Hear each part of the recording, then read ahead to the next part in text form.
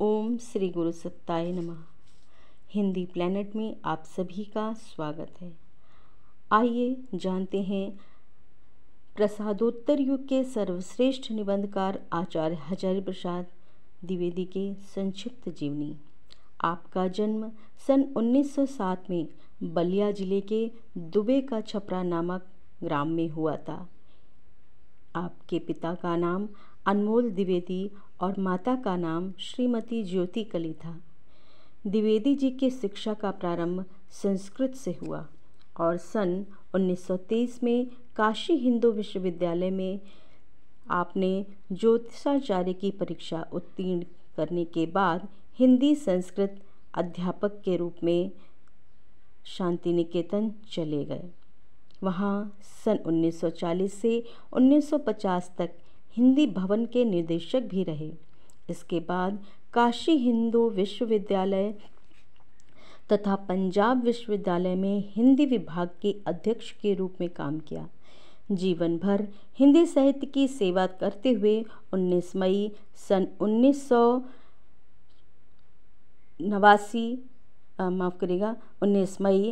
1979 को सायंकाल 5:50 पर हिंदी के आयुर्विज्ञान संस्थान में आपका देहांत हो गया। अब हम इनका साहित्यिक परिचय जानते हैं। द्विवेदी जी उच्च कोटि के निबंधकार, उपन्यासकार, आलोचक, चिंतक तथा शोधकर्ता थे। आपके साहित्य पर कवींद्र रवींद्र का गहरा प्रभाव पड़ा है। द्विवेदी जी के साहित्य में प्राचीनता और नवीनता का जैसा समन्वय मिलता है वैसा अन्यत्र दुर्लभ है। आपके व्यक्तिक निबंध हिंदी निबंध साहित्य की मूल्यवान निधि हैं। आचार्य हजारी प्रसाद द्विवेदी की गौरवपूर्ण साहित्य सेवा के लिए लखनऊ विश्वविद्यालय ने उन्हें डी.लिट की मानक उपाधि से विभूषित किया और भारत सरकार ने पद्म भूषण अलंकरण प्रदान किया। कबीर रचना पर उन्हें मंगला प्रसाद पारितोषिक से भी सम्मानित किया गया।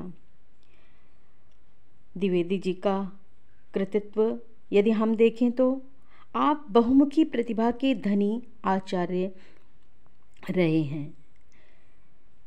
इतिहास विषय पर आपने हिंदी साहित्य का आदिकाल, हिंदी साहित्य की भूमिका आदि ग्रंथ लिखे।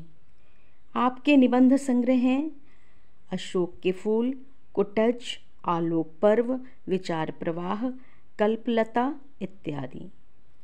आलोचनात्मक ग्रंथ हैं कालिदास की लालित्य योजना, साहित्य सहचर, सूरदास, कबीर इत्यादि।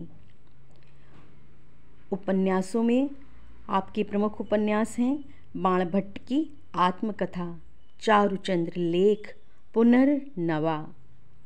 और आपके द्वारा संपादित ग्रंथ हैं नाथ सिद्धों की बानियाँ, पृथ्वीराज रासो। आचार्य हजारी प्रसाद द्विवेदी जी की भाषा शैली संस्कृत पदावली से प्रभावित, मृदुल एवं प्रभावपूर्ण है। इनके सृजनात्मक साहित्य से काव्य जैसा आनंद मिलता है। इन्होंने भावनात्मक, गवेषणात्मक, हास्य व्यंग्यपूर्ण तथा आलंकारिक शैलियों का प्रयोग किया है।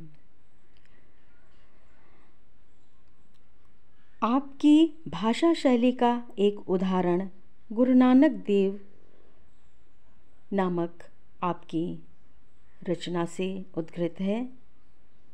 कुछ इस प्रकार है। गुरु नानक देव ऐसे ही कांचन पदम धर्मी महामानव थे।